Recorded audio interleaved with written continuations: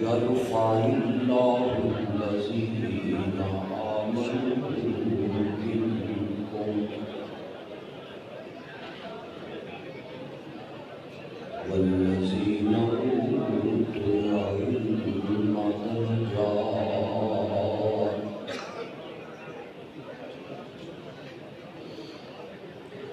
اللهم صل على سيدنا ومولانا محمد النبي الأمي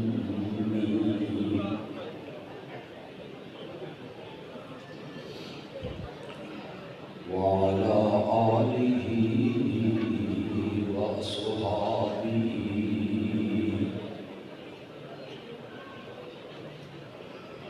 وأزواجه وأهل بيته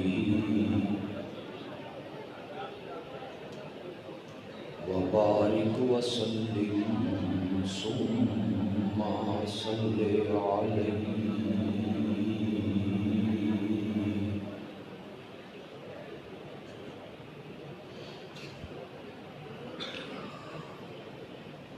مجھے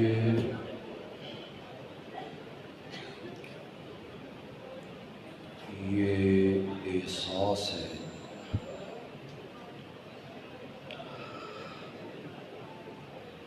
کہ آپ تقریباً 6:30 بجے سے لے کے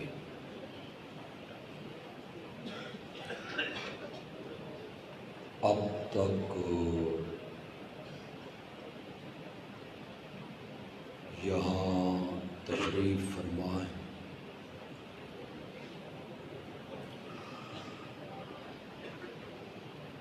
آپ میں کاروباری حضرات بھی ہوں گے،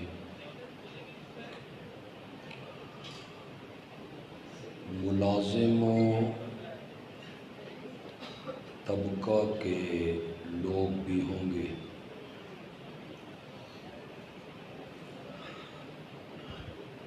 آپ نے صبح اپنے کام کاج پہ بھی جانا ہے،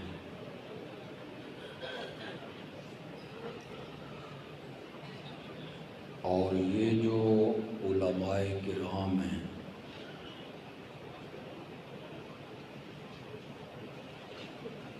انہوں نے فجر کی نماز پڑھ کے سونا ہے، ظہر کے ٹائم اٹھنا ہے۔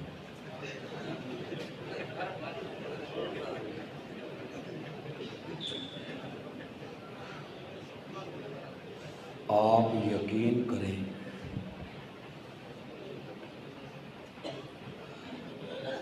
جتنی آسان روزی اللہ نے مولوی کی بنائی ہے،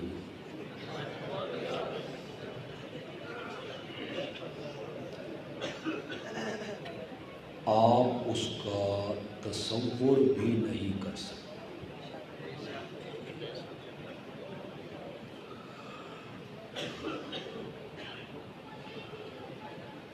آپ نے مختلف قراء سے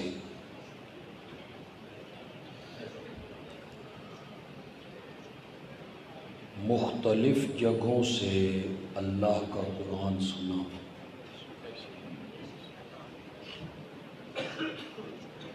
آپ نے سبحان اللہ بھی بہت کہا۔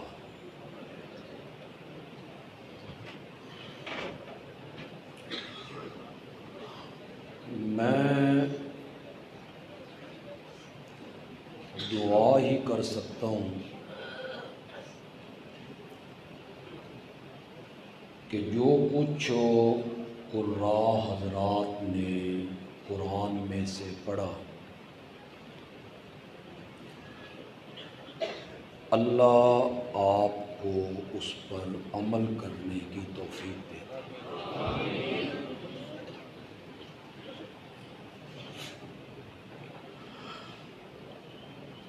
آج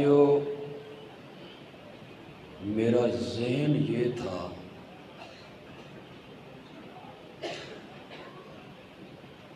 کہ میں 2 معجزوں کا ذکر کرتا ہوں۔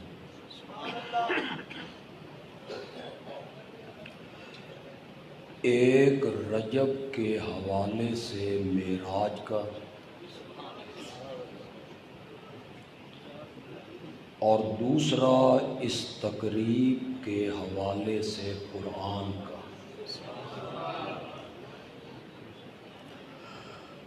لیکن مجھے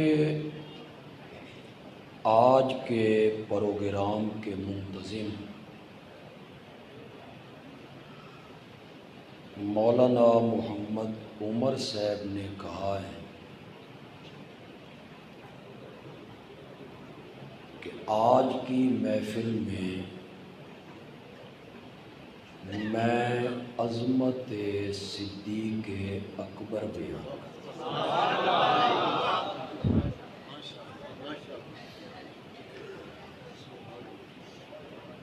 لیکن اس کے لیے آپ ایک وعدہ کریں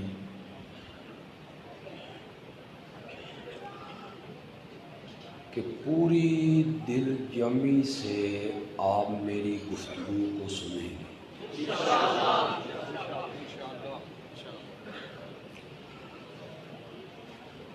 یہ محفل قرآن کی محفل ہے اور میں خود قرآن کا طالب العلم ہوں۔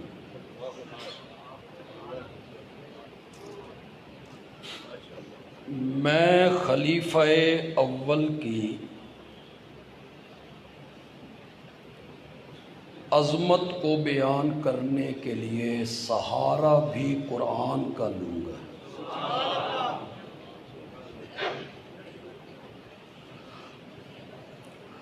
سورۃ مجادلہ کی جو آیت میں نے تلاوت کی،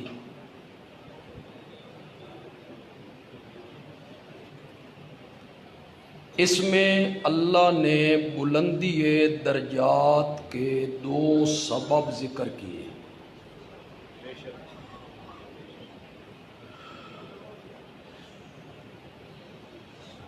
اس آیت میں اللہ نے بتایا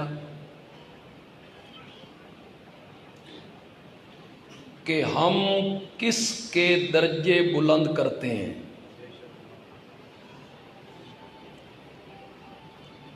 ارشاد ہوا یرفع اللہ الذین آمنوا منکم، بلندی درجات کا پہلا سبب ہے ایمان۔ والذین اوتوا العلم، اور بلندی درجات کا دوسرا سبب ہے علم۔ قرآن نے بلندی درجات کے کتنے سبب ذکر کیے؟ پہلا سبب ایمان ہے، دوسرا سبب علم ہے۔ میں حدیث کی کتابیں پڑھتا ہوں، میں سیرت کی کتابیں پڑھتا ہوں، میں تاریخ کی کتابیں پڑھتا ہوں، تو ان دونوں سببوں میں مجھے ابو بکر سارے صحابہ سے آگے نظر آتا ہے، ایمان میں بھی اور علم میں بھی۔ ایمان میں ابو بکر اس لیے سب سے آگے ہے کہ وہ اس امت کا پہلا مومن ہے۔ میں اہل علم میں کھڑا ہوں، اسٹیج پہ علماء ہیں، سامعین میں بھی بہت سارے علماء ہوں گے۔ میں یہ جانتا ہوں کہ امت کے علماء کا اس بارے میں اختلاف ہے کہ پہلا مومن کون ہے۔ کچھ حضرات کا خیال ہے سب سے پہلے کلمہ پڑھا تھا سیدہ خدیجہ نے، کچھ لوگوں کا خیال ہے سب سے پہلے کلمہ پڑھا تھا حضرت سیدنا علی ابن ابی طالب نے کچھ لوگوں کا خیال ہے کہ سب سے پہلے کلمہ پڑھا تھا آپ کے غلام زید ابن حارثہ نے، اور سب سے مضبوط قول یہ ہے کہ سب سے پہلے کلمہ پڑھا تھا سیدنا صدیق اکبر نے۔ علماء نے اس میں اختلاف کیا۔ امام اعظم امام ابو حنیفہ رحمت اللہ علیہ نے ان چاروں اقوال میں تطبیق دے دی۔ یہ تطبیق دا لفظ کوئی اوکھا نہیں نکل گیا، ہاں اوکھا ہی، مطابقت پیدا کر دی۔ اور سوکھا کرو، چاروں قول اپنی اپنی جگہ پہ صحیح ہو گئے۔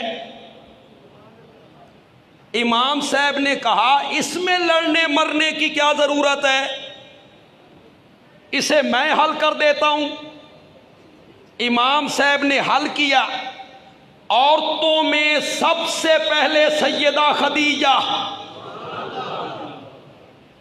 غلاموں میں سب سے پہلے زید ابن حارثہ، بچوں میں سب سے پہلے حضرت علی ابن ابی طالب، اور آزاد مردوں میں سب سے پہلے صدیق اکبر۔ چاروں قول اپنی اپنی جگہ پہ کیا ہو گئے، صحیح ہو گئے۔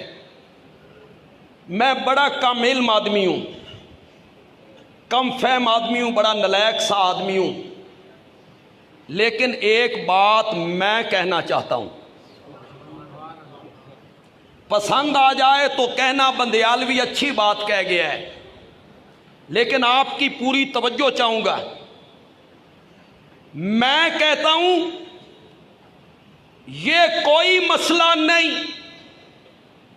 ایک دن پہلے کلمہ کس نے پڑھا، ایک دن بعد میں کلمہ کس نے پڑھا، ایک ہفتہ پہلے کلمہ کس نے پڑھا، ایک ہفتہ بعد میں کلمہ کس نے پڑھا، یہ کوئی مسئلہ نہیں۔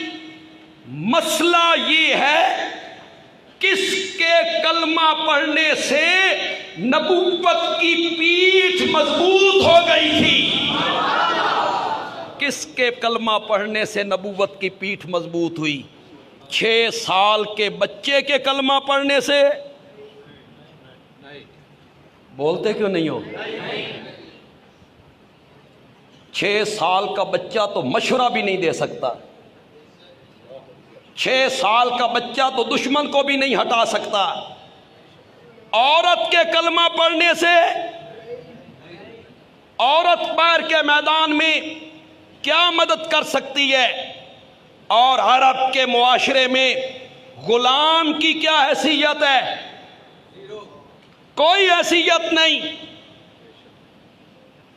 یہ 38 سال کا جوان ہے، اس کی مکے میں کپڑے کی 4 دکانیں ہیں، یہ برادری والا ہے، شادی شدہ ہے، اس کے کلمہ پڑھنے سے نبوت کی پیٹھ مضبوط ہو گئی تھی۔ علماء کرام، ہم جب صرف نحو پڑھتے ہیں، طالب علموں کو پڑھاتے ہیں، تو ہم کہتے ہیں ایک فعل لازم ہوتا ہے، ایک فعل متعدی ہوتا ہے۔ تو ان شہریاں بھی سمجھ آ گئی ہونی ہے، لازم کیے تے متعدی کیے، تو ان مویاں دا سر سمجھ آئے۔ میں ابھی سمجھاؤں گا متعدی کیا ہوتا ہے۔ ایک فعل لازم ہوتا ہے، ایک فعل متعدی ہوتا ہے۔ بندیالوی کہتا ہے سارے صحابہ کا ایمان لازم تھا، ابو بکر کا ایمان متعدی تھا۔ یہ کلمہ پڑھ کے گھر میں نہیں بیٹھا، یہ باہر گیا، حضرت عثمان نو نار رلا کے لے آیا، یہ پھر باہر گیا، یہ حضرت طلحہ کو لے کے آیا، یہ پھر گیا، حضرت زبیر کو لے کے آیا، یہ پھر گیا عبد الرحمن ابن عوف کو لے گیا. اس سے نبوت کی پیٹھ کیا ہو گئی؟ یہ میرا من پسند موضوع. اس میں میں ایک اور بات بھی کہہ سکتا ہوں. آپ تھوڑا سا میرے ساتھ چلیں. مجھے احساس ہے کہ آپ تھکے ہوئے ہیں. میں تے فکر یہ پی گئی سی کہ میں جدہ تقریر ختم کرنی ہے تے میں تواڈے موڈے ہلا ہلا کے تواں جگانا بھئی جلسہ ختم ہو گیا گھراں نوں ٹر جاؤ. لیکن معلوم ہوتا ہے آپ جاگ رہے ہیں. تھوڑا سا ثبوت دو یار جاگنے کا. بندیالوی ایک بات اور بھی کہہ سکتا ہے لیکن یہ بڑی نفیس بات ہے. کتنے لوگ اس بات کو سمجھیں گے؟ یہ کوئی مسئلہ نہیں. ایک دن پہلے کلمہ کس نے پڑھا، ایک دن بعد میں کلمہ کس نے پڑھا، 8 دن پہلے کلمہ کس نے پڑھا، 8 دن بعد میں کلمہ کس نے پڑھا، کوئی مسئلہ نہیں، کوئی مسئلہ نہیں. مسئلہ یہ ہے کہ میرے آقا نے اس کے سامنے ایمان کی دعوت کو رکھا، اس نے قبول کرنے میں دیر کتنی لگائی؟ اس نے قبول کرنے میں دیر کتنی لگائی؟ فرمایا میں نے جس کسی پہ اسلام ایمان پیش کیا وہ ہچکچایا، پیچھے ہٹا، سوچوں گا، مہلت دو، معجزہ دکھا، کوئی نشانی. وزیر آباد کے کتنے لوگ میرے اس اشارے کو سمجھیں گے؟ بابا سے پوچھوں گا پھر پڑھوں گا. نہیں نہ سمجھے؟ کچھ گلاں تواڈے سر دے اتوں لنگ جاندے. عمر کتنی ہے؟ 6 سال. وہ جواب میں کہتا ہے بابا سے پوچھوں گا پھر پڑھوں گا. بندیالوی کہتا ہے بابا تو ابو بکر کا بھی زندہ تھا،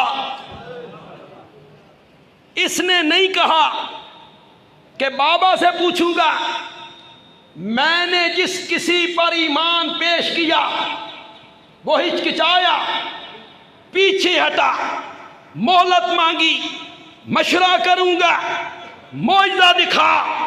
اس دھرتی پر صرف ایک آدمی ہے جس نے نہ مہلت مانگی، نہ وقت مانگا، نہ معجزہ مانگا. میں نے کہا میں اللہ کا نبی ہوں. اس نے ایک لمحہ ضائع کیے بغیر کہا جو تم اللہ کا نبی ہے تو ابو بکر تیرا پہلا امتی.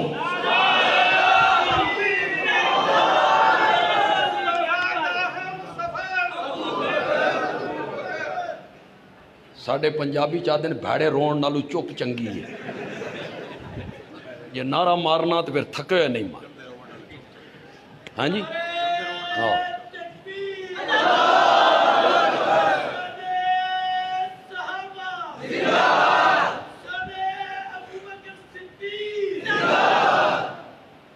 بس ایک چیز میں نے بیان کر لی ہے، وقت نہیں ہے.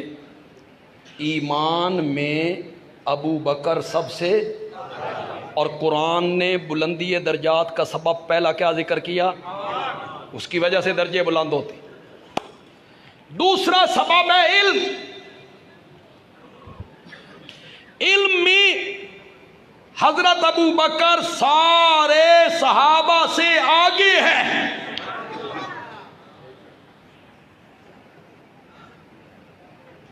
اپنے انتقال سے 4 دن پہلے میرے آقا نے ظہر کی نماز پڑھانے کے بعد مسجد نبوی میں زندگی کا آخری خطبہ دیا تھا. سن رہے ہو کہ نہیں سن رہے ہو؟ اس کے بعد کوئی خطبہ نہیں دیا. کون سا دن تھا؟ جمعرات کا. آگے سوموار کو آپ کا انتقال ہے. ظہر کی نماز ہے، آپ نے نماز پڑھائی. نماز پڑھانے کے بعد آپ نے خطبہ ارشاد فرمایا. آپ نے کہا، یہ میں بخاری سے پڑھ رہا ہوں، مسلم میں بھی ہے، ترمذی میں بھی، تمام حدیث کی کتابوں میں، ان اللہ خیر عبدا بین الدنیا والآخرہ، اللہ نے ایک بندے کو اختیار دیا ہے، عبدن، عبدن، یہ نہیں کہا مجھے، کیا کہا؟ اللہ نے ایک بندے کو اختیار دیا،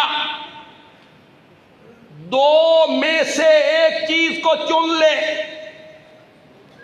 دنیا میں رہنا چاہتا ہے تو یہاں رہ لے، ہمارے پاس آنا چاہتا ہے اسے اختیار کر لے، فاختار الآخرہ، اس بندے نے دنیا میں رہنے کو پسند نہیں کیا، آخرت کو پسند کر لیا ہے۔ عبدن، عبدن، ایک بندہ، صحابہ چپ کر کے خطبہ سن رہے ہیں، ایک بندے کا ذکر ہو رہا ہے کہ مجمع میں سے سسکیوں کی آوازیں بلند ہونے لگی، رونے کی آوازیں بلند ہونے لگی۔ صحابہ نے مڑ کے دیکھا تو یہ رونے والے صدیق اکبر ہیں۔ صحابہ نے تعجب کیا، اس میں رونے والی کون سی بات ہے؟ ایک بندے کا ذکر ہو رہا ہے کہ وہ بندہ دنیا میں نہیں رہنا چاہتا، آخرت کو پسند کر لیا، اس میں رونے والی کون سی بات ہے؟ تو صحابہ نے پوچھا تو سیدنا صدیق اکبر نے فرمایا، تمہیں کون بتائے اس عبث سے مراد خود نبی پاک ہے۔ کسی صحابی کی نظر وہاں نہیں پہنچی، حضرت ابو بکر کا علم وہاں پہنچا۔ چلو میں صحابہ کا قول ہی آپ کو سنا دیتا ہوں۔ صحابہ نے کہا کہ ابو بکر ہم سب میں سے بڑا عالم تھا، جس بات کو ہم نہ سمجھ سکے ابو بکر نے اس بات کو، جب حضرت ابو بکر روئے نا، میرے آقا نے خطبے کا موضوع ہی تبدیل کر دیا۔ یہ ذہن میں رہے، زندگی کا آخری خطبہ ہے، اس کے بعد آپ نے کوئی خطبہ نہیں دی۔ اب موضوع کیا ہے؟ مسجد نبوی ہے، ممبر پہ کائنات کا تاجدار ہے، سامعین کون ہیں؟ صحابہ، اور میرے نبی کے خطبے کا موضوع ہے عظمت صدیق اکبر۔ میرے آقا نے حضرت ابو بکر کی عظمتوں کے تذکرے شروع کر دیے۔ کسی کے مال نے مجھے اتنا نفع نہیں دیا جتنا نفع مجھے ابو بکر کے مال سے پہنچا۔ جس کسی نے مجھ پر کوئی احسان کیا، میں نے سب کے احسانوں کے بدلے اتار دیے، ابو بکر کے احسانوں کا بدلہ مجھ سے نہیں اتارا گیا، کل قیامت کے دن خود رب اتارے گا۔ حدیث کے لفظ ہیں امن الناس، کیا لفظ ہیں؟ لوگوں میں سب سے زیادہ مجھ پر احسان کرنے والا، یہ میرے آقا کہہ رہے ہیں۔ اسی کو علامہ اقبال نے کہا، امن الناس بر مولا ما، کلیم اول سینہ ما، ہمت او کشت ملت راچو ابر، ثانیے اسلام و غار و بدر و قبر۔ واہ علامہ اقبال، بہت اونچا گیا ہے، بہت اونچا گیا ہے۔ علامہ اقبال نے بہت خوبصورت کہا ہے، اور اس فارسی کا جو میں ترجمہ کروں گا نا، وہ بھی بہت خوبصورت کروں۔ آپ پتہ نہیں فارسی سمجھتے ہیں کہ نہیں سمجھتے؟ آپ میں سے کتنے لوگ فارسی سمجھتے؟ ماشاءاللہ،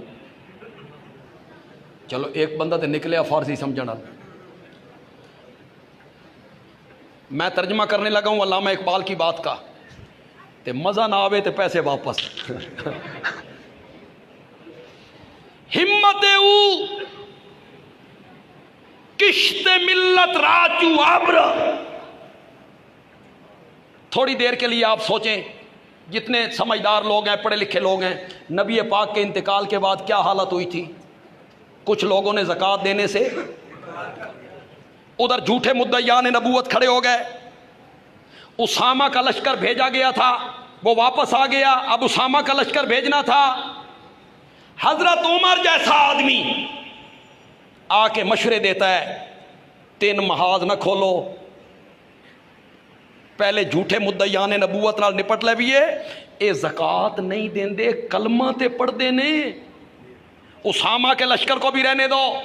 حضرت عمر جیسا مضبوط اعصاب کا آدمی مشورہ دیتا ہے کہ 3 محاذ نہ کھولو. اور حضرت ابو بکر کہتی ہیں جو آدمی میرے نبی کے زمانے میں زکوٰۃ مد میں جانور کی رسی دیا کرتا تھا، اگر آج انکار کرے گا تو ابو بکر کی تلوار اس کا فیصلہ کرے گی. اسامہ کا لشکر میرے نبی نے بھیجا تھا، میں نے بھیجنا ہے، جھوٹے مدعیان نبوت سے بھی لڑنا ہے. صحابہ پریشان ہیں، حالات بڑے عجیب ہیں. اب سنیے، ہمت او کشت ملت راچو ابر. کشت کہتی ہیں کھیت کو، کشت کس کو کہتے ہیں؟ ابر کس کو کہتے ہیں؟ بادل کو. ابر بادل کو. علامہ اقبال کہتے ہیں جب کھیت سوکھنے لگتا ہے پھر بادل امٹ کے آتی ہیں، بارش برستی ہے، پھر کھیت میں سبزہ اگتا ہے، کھیت لہلہانے لگتا ہے. علامہ اقبال کہتا ہے نبی پاک کے انتقال کے بعد اس امت کا کھیت خشک ہونے لگا تھا، ابو بکر آیا اور بادل بن کے برس پڑا. ہمت او کشت ملت راچوں ابر، ثانیے اسلامو غارو بدرو.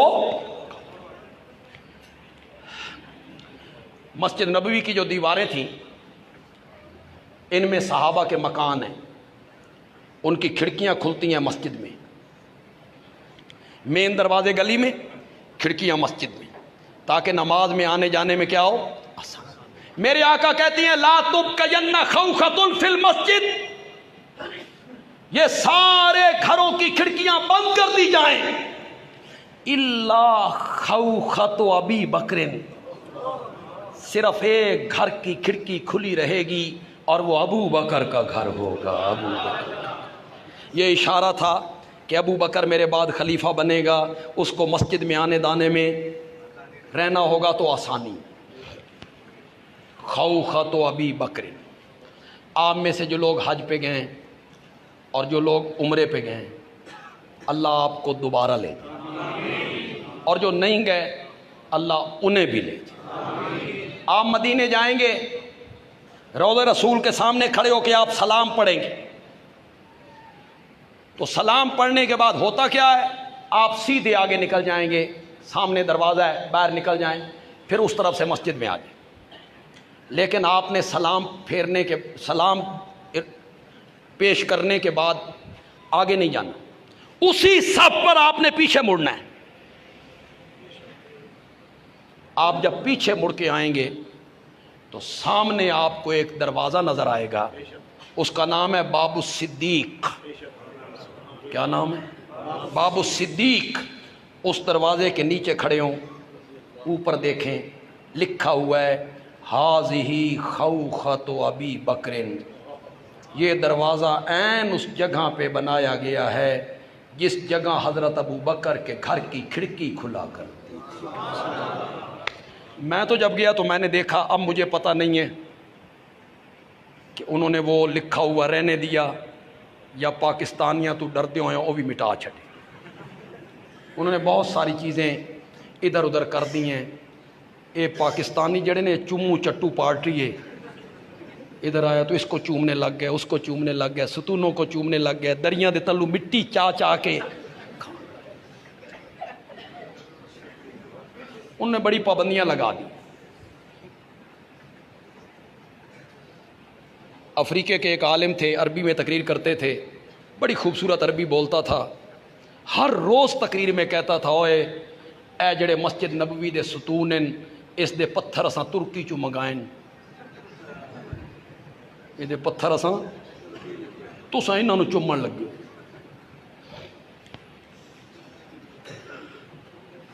میرے نبی نے جو آخری خطبہ دیا اس میں جب ایک عبد کا ذکر کیا تو اس عبد کی تشریح کہ اس عبد سے مراد کون ہے، سارے صحابہ میں سے سب سے پہلے کس نے سمجھا؟ ابو بکر سب سے بڑا عالم ہے۔ یہ کون سا دن تھا جب آپ نے خطبہ دیا؟ زور سے بولو۔ نماز کون سی تھی؟ اس کے بعد آپ نے عصر پڑھائی، مغرب پڑھائی۔ حدیث میں آتا ہے کہ مغرب میں یہ صورتیں پڑھیں۔ جب عشاء کا ٹائم ہوا نا آپ نہیں آئے۔ حضرت بلال وہ کھڑکی جو تھی حضرت عائشہ کے حجرے کی مسجد میں کھلتی تھی اس کے قریب گئے اور وہاں جا کے آواز لگائی، یا رسول اللہ نماز تیار ہے، صحابہ آپ کے منتظر ہیں، آئیے اور نماز پڑھائیے۔ آپ نے فرمایا پانی لاؤ، وضو کرواؤ، میں نماز پڑھانا چاہتا ہوں۔ پانی لایا گیا، وضو فرمانے لگے، غشی طاری، افاقہ ہوا، پوچھا اصل الناس، کیا لوگوں نے نماز پڑھ لی ہے؟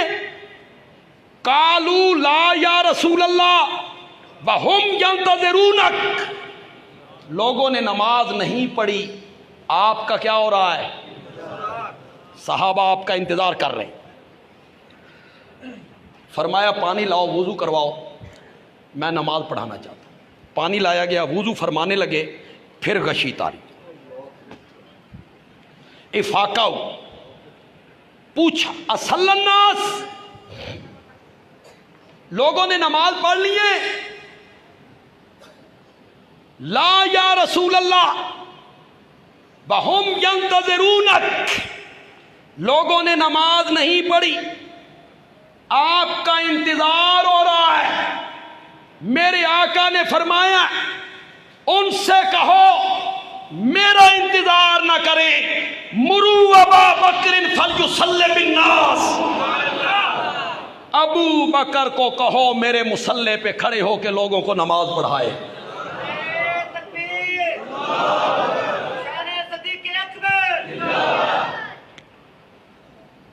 میرے نبی نے جو ابو بکر کو امام بنایا تو میرے نبی نے اس بات کا اقرار کیا کہ سارے صحابہ میں سے افضل، سب سے زیادہ عالم کون ہے؟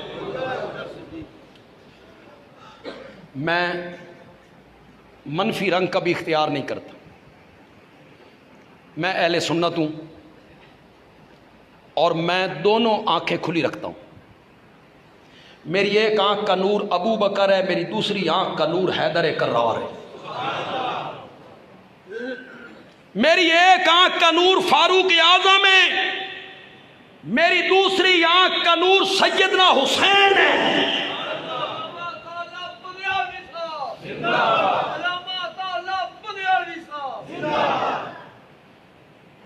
کسی عالم کے زندہ باد مردہ باد ہونے سے کچھ نہیں ہوتا، اللہ کا دین زندہ باد، توحید و سنت زندہ باد، عظمت صحابہ زندہ باد۔ ہم نہیں رہیں گے نا، کوئی دین ہمارا محتاج نہیں، اللہ ہماری جگہ پہ کوئی اور بندہ پیدا کر۔ کیا کہہ رہا تھا؟ ہاں، میری دونوں آنکھیں کھلی۔ حضرت علی کے پاؤں کی جوتیاں میرے سر کا تاج ہے، حضرت علی کے پاؤں کی مٹی میری آنکھوں کا سرمہ ہے۔ میرا تو ایمان حضرت علی کی جوتی کے تسموں کے ساتھ بندھا ہوا ہے۔ تیریاں موجہ نے، تو نے ایک آنکھ بند کی ہوئی ہے، حضرت ابو بکر والی، حضرت عمر والی، حضرت عثمان والی، ساری فضیلتیں حضرت علی کے لیے اور تبرہ ان کے لیے، ان کو نیچا دکھانا، انہیں اوپر لے جانا۔ میں اہل سنت ہوں، لیکن یہاں میں ایک بات آپ سے پوچھنا چاہتا ہوں، وزیر آباد کے لوگوں بولو اور خدا لگتی بات کہو، जिस वक़्त मेरे नबी कह रहे थे अबू बकर को कहो मेरे मुसल्ले पे खड़े होकर नमाज पढ़ाए, हजरत अली उस वक़्त कहाँ थे? बोलते क्यों नहीं हो? नहीं, जिहाद पे गए हुए थे, सफर पे गए हुए थे, बीमार थे। कहाँ थे? मदीने में। नबी पाक के चचा हजरत अब्बास कहाँ थे? नहीं, जोर से बोलोगे? मैं इत्थे छोड़ के नस जाऊंगा इस दरवाजे ले पास। मेरे साथ बोलो, पेट्रोल फराम करो मुझे। हजरत अब्बास के बेटे कहाँ थे? हजरत अली के भाई अकील कहाँ थे? हजरत हसन कहाँ थे? हजरत हुसैन कहाँ थे? मेरे नबी के चचाजाद भाई मदीने में, मेरे नबी के चचा मदीने में, मेरे नबी के नवासे मदीने में। और मेरे नबी ने कहा मेरे रिश्तेदार पीछे होंगे, अबू बकर आगे होगा। अबू बकर को कहो मेरे मुसल्ले पे खड़े होकर लोगों को नमाज पढ़ाए। मैं तफसील में नहीं जाऊंगा, इशारा करूंगा, लेकिन आप मेरा इशारा समझ जाएंगे। मन कुन तो मौला हो फ़अलीयुन मौला, इस नाल खिलाफतां साबित नहीं होंदियां। मौला का मैना कहां खलीफा लिखा हुआ है? मौला का मैना कहां इमाम लिखा हुआ है? मौला तो जू माना लफ्ज है। मौला बमैना मालिक, मौला बमैना गुलाम। क्यों भाई उलमाए किराम? मौला इब्ने अब्बास, मौला इब्ने मसूद, मौला इब्ने उमर, मौला इब्ने जाबर नहीं आता? इब्ने मसूद का गुलाम, इब्ने उमर का गुलाम। मौला गुलाम को भी कहते हैं।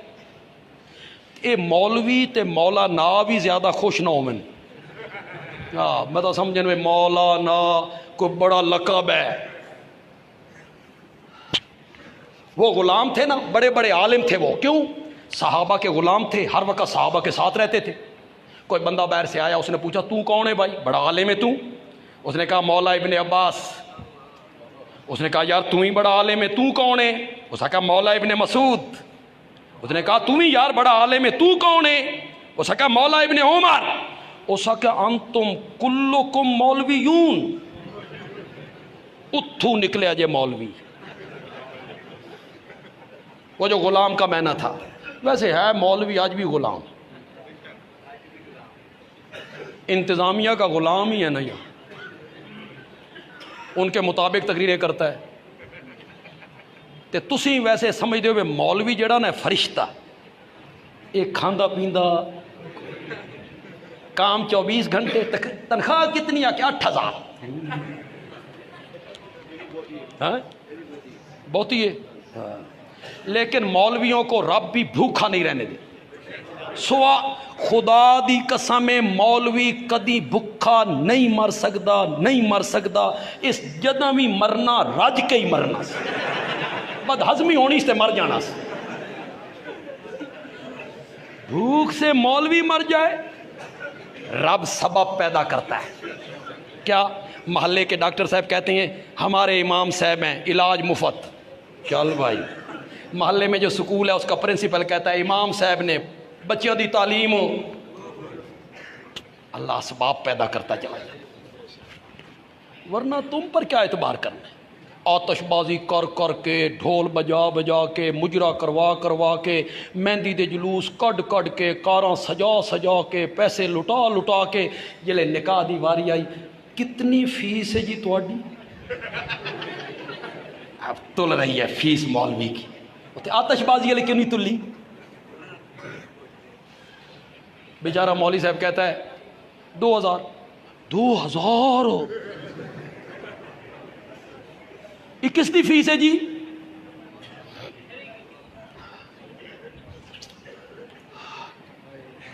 मौला का मैना कहां लिखा हुआ है? खलीफा।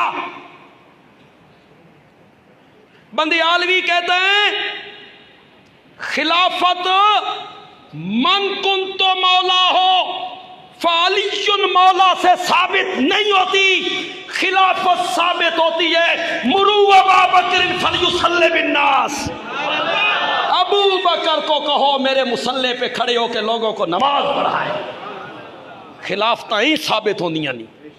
میرے نبی کی زندگی میں عشاء کی نماز جمعرات کو کس نے پڑھائی تھی؟ زور سے بولو، زور سے بولو۔ آگے جمعے کی 5 کتنی ہو گئی ہیں؟ ہفتے دیاں 5، اتوار دیاں 5، سوموار دی صبح کتنی نمازیں؟ 17 نمازیں۔ ایک روایت سناؤں آپ کو، آپ دنگ رہ جائیں، شاید اس سے پہلے کسی نے سنائی ہو۔ ایک دن حضرت بلال نے دیکھا حضرت ابوبکر کوئی نہیں، انہوں نے حضرت عمر کو کہا آپ مصلی پہ آئیں، نماز پڑھائیں، لیٹ ہو رہی ہیں، دیر ہو رہی ہے۔ حضرت عمر مصلی پہ آئے، تکبیر ہوئی، انہوں نے تکبیر تحریمہ کہی، اللہ اکبر۔ یوں محراب ہے، یہ آپ کا حجرہ ہے، اس کے آگے پردہ لٹکا ہوا ہے۔ حضرت عمر کی آواز حجرے میں پہنچی، میرے نبی نے محسوس کیا آواز میرے یار دی تے نہیں، وہیں سے میرے نبی نے کہا لا لا لا، نہیں نہیں نہیں، یا واللہ والمومنون الا ابا بکر، عرش پہ رب انکار کرتا ہے، فرش پہ مومن انکار کرتے ہیں، کسی کی امامت کو مانتے ہیں تو صرف ابو بکر کی امامت کو مانتے ہیں۔ ابو بکر کو کہو، ابو بکر کو کہو میرے مصلی پہ کھڑے ہو کے لوگوں کو۔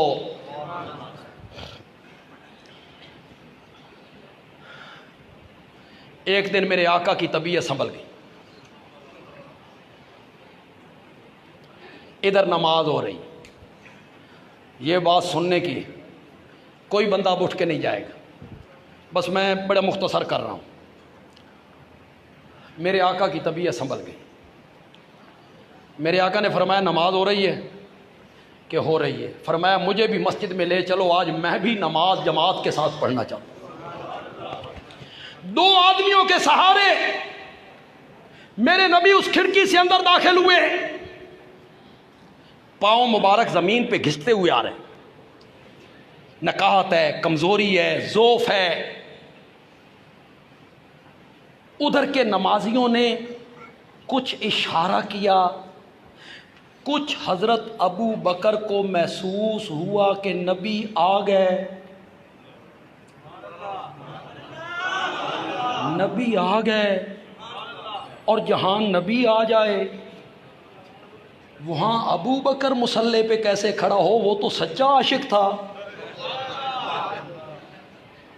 ہوں تسی وزیر آباد والے آدھے ہو گھونگٹ لا کے نچو، میں کہتا ہوں یار کبھی گھونگٹ ڈال کے بھی کوئی بات کرنے دیا کرو۔ میں نے بات کر دی ہے، آپ سمجھنے کی کوشش کریں یار۔ نبی آ گئے، ابو بکر نے مصلی چھوڑا،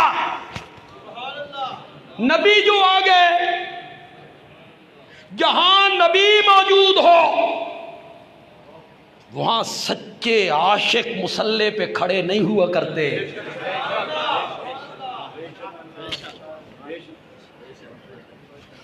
دیکھیں یہ قرات ہوئی ہے،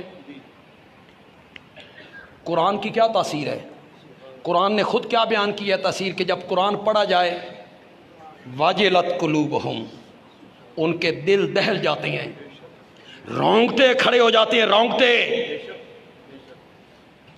لیکن یہاں پڑھا گیا تو نیچے سے کوئی صاحب یوں یوں کر رہے،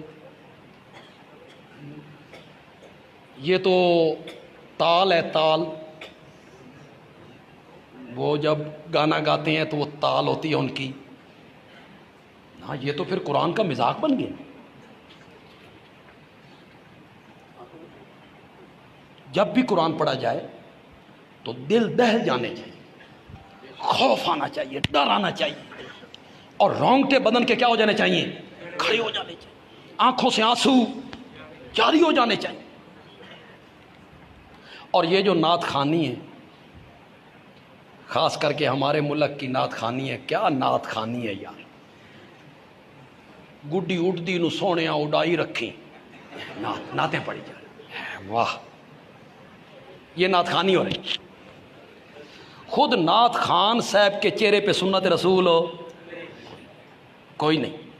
خود یہ 40 ہزار میں بک ہو کے آتے ہیں, اوپر سے کہتے ہیں ویلا بھی ساڈیاں, پھر ایسی ایسی بناتے ہیں نعتیں, بندہ حیران ہوتا ہے آ کے دل کردہ مدینے وال جان نو میری واری نہ آوے تے میں کی کر, میری واری نہ آوے میں کی کر. میرے ایک ڈی ایس پی دوست ہیں سرگودا میں ہیں, تو وہ دوسرے عقیدے کے, تو وہ مجھے بتانے لگے کہ میں ایک تھانے میں انسپکٹر تھا, تو قریبی مسجد میں مولوی صاحب سپیکر کھول کے یہی پڑھتے تھے, دل کردہ مدینے وال جان نو میری واری نہ آوے تے میں کی کروں. میں نے ایک دن منشی کہا بھی اس مولوی صاحب نے بلا کے لایا, وہ بلا کے لایا, میں آخیا جی نہ تسی پڑھ دے ہو, نہ آخیا جی میں پڑھدا, میں آخیا سناؤ جی. وہ بڑا خوش ہویا بھائی, انسپکٹر صاحب بھی متاثر ہو گئے نے. اس ہاتھ بن لیا, اس آخیا دل کردہ مدینے وال جان نو میری واری نہ آوے تے میں کی کروں. میں آخیا پاسپورٹ بنایا ہی, پاسپورٹ. اس آخیا جی نہیں. میں آخیا پہلے پاسپورٹ بناؤ, پھر ویزے دے پیسے بھر تے ویزا لوا. جلے ویزا لگ جائے نا مدینے جا, پاسپورٹ ہے کوئی نہیں, ویزا ہے کوئی نہیں, دل کردہ مدینے وال جا. کوئی پٹھان تھے وہ کراچی میں مولوی صاحب کو کہنے لگے استاد جی دعا کرو اللہ من سونا جیا نیک پتر دے دے وے. مولوی صاحب دعا کرتے رہے. 6 مہینے کے بعد مولوی صاحب نے پوچھا خان صاحب سناؤ, اس آ کے حال شادی نہیں ہوئی. شادی ہوئی نہیں تے پتر دی دعا, پاسپورٹ ہے کوئی نہیں تے دل کردہ مدینے وال جان.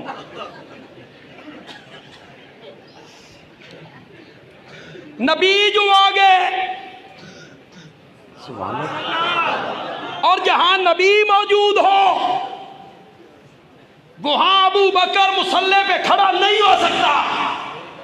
ابو بکر نے قدم پیچھے ہٹائے. میرے نبی نے دیکھا کہ ابو بکر پیچھے ہٹ رہے ہیں. میرے نبی نے فرمایا مکانک یا ابا بکر, مکانک یا ابا بکر,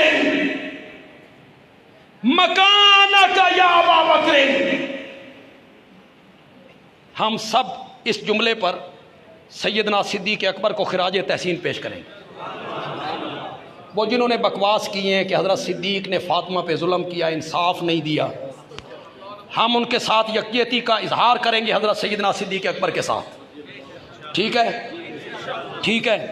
آپ لوگوں میں گلا نعرے مارنے کے لیے کس کا تازہ تازہ گلا ہے؟ بولو, آپ کا اور کوئی, پیچھے سے کوئی بولے. تیار ہو جاؤ تسی. میں نے ایک جملہ کہنا ہے, آپ نے حضرت سیدنا صدیق اکبر کے لیے نعرہ لگانا. یہ جتنے موبائل آپ کے پاس ہیں آپ میرے پیچھے آئیں. اس مجمع کا جو احتجاج ہے, یکجہتی کا اظہار ہے, آپ نے اس کی تصویر لینی. آپ کو جملہ پسند آ جائے تو آپ نے کھڑے ہو کر ہاتھ بلند کر کے سیدنا صدیق اکبر کو خراج عقیدت پیش کرنا. ٹھیک ہے, بولو ذرا زور سے بولو, اور زور سے بولو. میرے آقا نے کہا مکانک یا ابا بکر, مکانک یا ابا بکر, مکانک یا ابا بکر. ابو بکر اپنی جا سے کھلوتا رہے, ابو بکر اپنی جا سے کھلوتا رہے, ابو بکر اپنی جا سے کھلوتا رہے. اج میں نماز پڑھان نہیں آیا, اے ویکھن آیا تیری امامت دا منکر کون ہے. احتجاج کیجیے.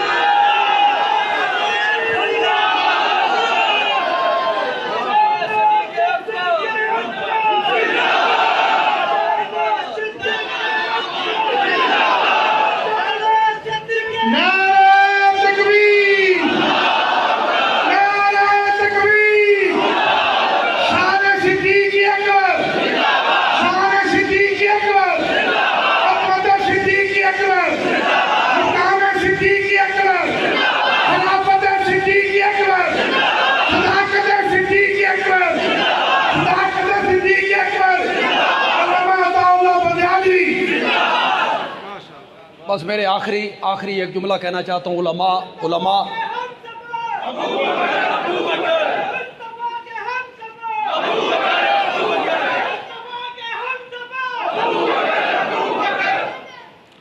علماء کرام، آپ کے لیے تو عربی کے یہ لفظی بڑے مزہ دیں گے آپ کو، عوام کو میں سمجھا دوں گا۔